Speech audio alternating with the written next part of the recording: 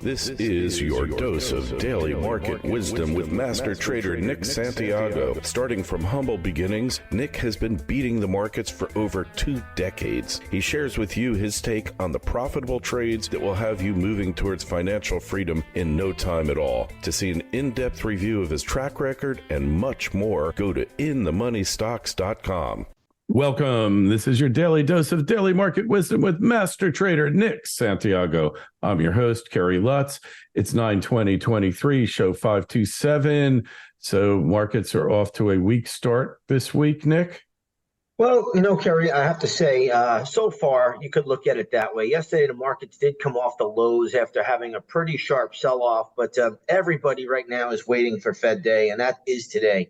So later at 2 p.m. East Coast time, the FOMC is going to make its interest rate policy decision for the U.S.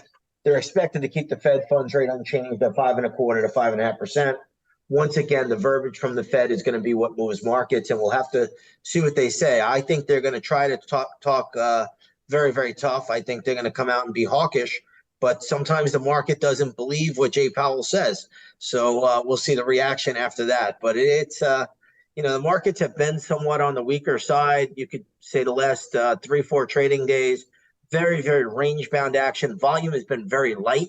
Light volume helps to support markets, and we have seen some of the lightest volume even, after Labor Day, which generally volume will pick up. So I have to think today is a very, very important session, and, we'll see what we get in a few hours. All right. So what's doing with the regional banks? Everybody's waiting to hear on that score as well. They are, and the regional banks have been very weak. The chart does not look so hot for them right now. I think you got to be careful with the regionals.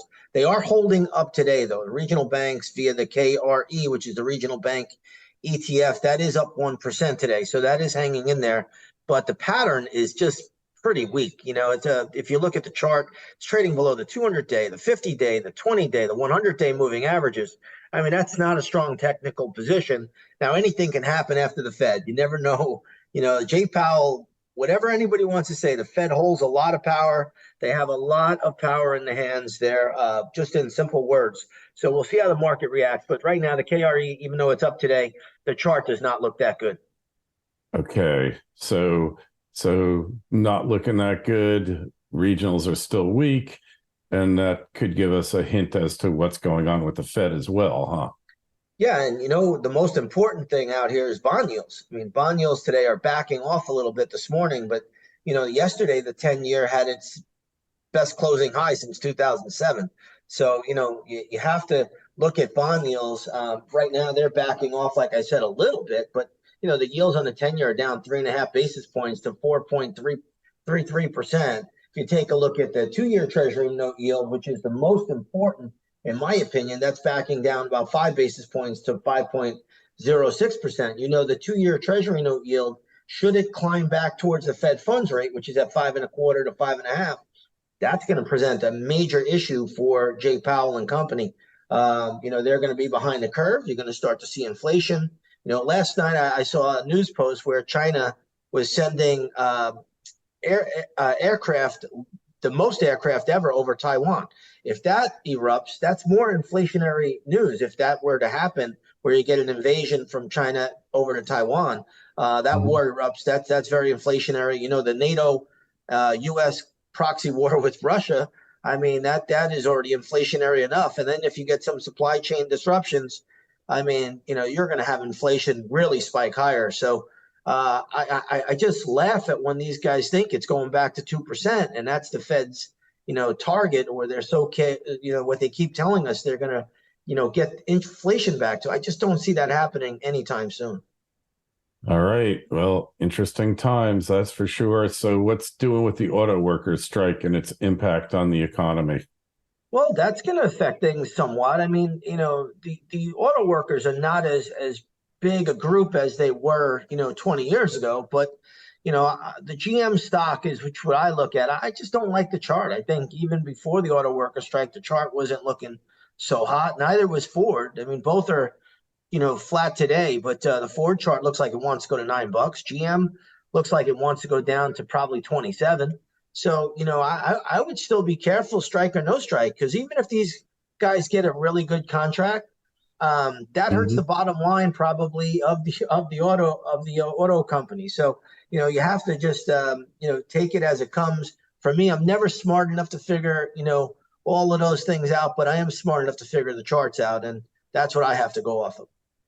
I got you there. Well, hey, it's not a good situation. They look like they're circling the drain again. What's doing with the PM, precious metals, gold today? Yeah, so precious metals today are actually up as we speak. So gold is having a good day. It's up about almost 0.6%. Right now, sitting at around 1965, 1964. And, when I look at the gold action right now, I would have to say it's going to be a mover after the Fed. If the Fed, sounds a little bit basically on the hawkish side, then, gold will likely pull back.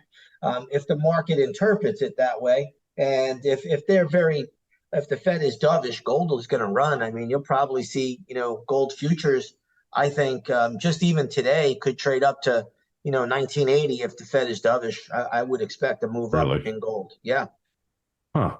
Yeah, gold's definitely catching a bid today, and so is Bitcoin. Well, Bitcoin is kind of flat. So if you look at Bitcoin today, it's kind of flat. The daily chart has been hanging in there. It's had a little bit of a rally the last 6 or 7 days, but overall, I think the weekly chart is saying Bitcoin wants to go lower. So daily chart is up. The weekly chart is telling me Bitcoin wants to go down. I'm always going to go with the bigger time frame and say it's headed lower. So I would be careful with Bitcoin, but right now it is holding up at the moment. Ultimately, my downside target in the near term, sub 22,000, but that move hasn't started yet. So maybe there's just a little bit more upside to go. All right. Well, hey, that's it for today. We will be back on Friday. And in the meantime, go over to Nick's site, inthemoneystocks.com.